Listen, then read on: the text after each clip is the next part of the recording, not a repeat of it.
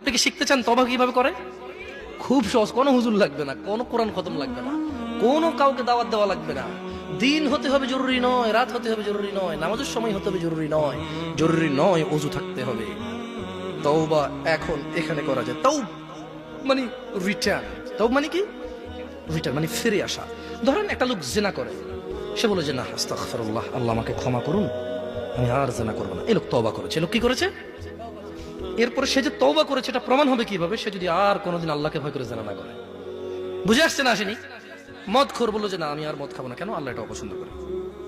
তো এটা কিভাবে মানে তওবা বলে গণ্য হবে? যখন সে আর এই কাজ করবে না, যখন সে আর এই কাজ।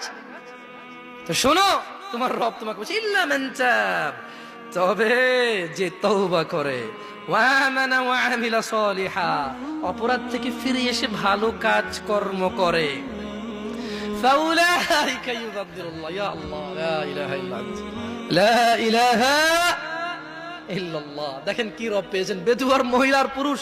কোরআনটা পড়ো, দেখো কি পেয়েছো, কার থেকে দূরে।